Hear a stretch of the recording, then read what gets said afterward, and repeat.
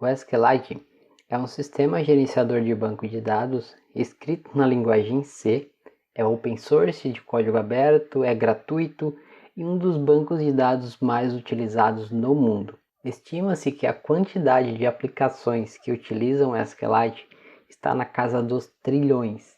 A primeira versão do projeto, ou lançamento, aconteceu em 17 de agosto de 2000, aproximadamente 20 anos, e esse projeto foi lançado pelo Richard Hipp.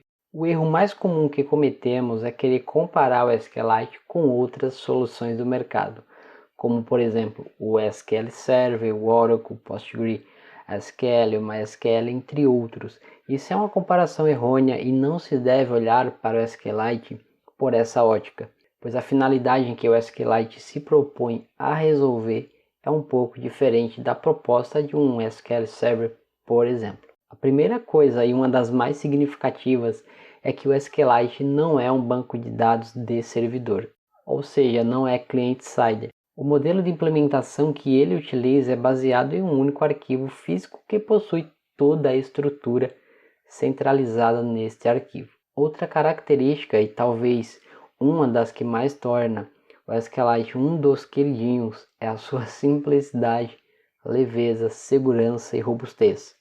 Para a grande maioria dos casos, não precisamos configurar e administrar o banco, como fazemos com o Oracle da vida. Basta simplesmente criarmos a base de dados, incorporá-la em nossa aplicação e pronto.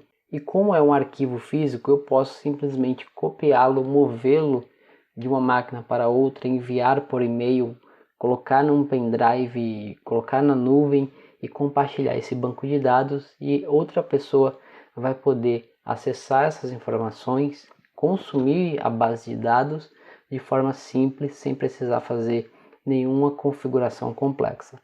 Essa característica é de tamanha importância que, quando falamos em smartphones, tablets e todo tipo de software distribuído que precisa rodar um banco de dados independente sem a necessidade de administração externa, ela se torna um fator crucial e que destaca o SQLite entre as demais opções.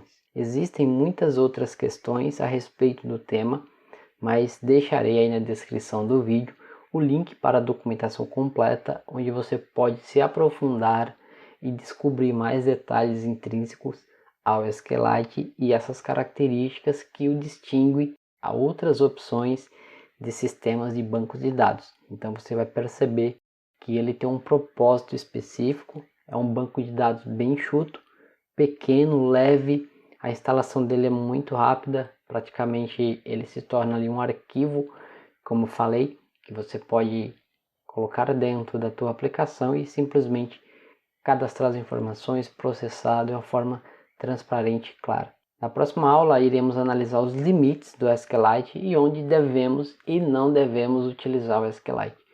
Não é porque ele é leve, tem todas as características, que ele vai também se aplicar em tudo. Então você vai notar que existem cenários em que é recomendado e existem cenários que não é recomendado o uso dessa ferramenta. Então eu recomendo que você se aprofunde no assunto, dê uma lida na documentação, busque materiais complementares para você realmente entender e estar ciente de quando você vai aplicar e o que é realmente esse banco de dados, para você não se equivocar e querer colocar ele para fazer o trabalho de uma outra ferramenta que seria a correta para um determinado problema. Então nessa aula eu fico por aqui, nos encontramos na próxima. Fica com Deus, um forte abraço, fui!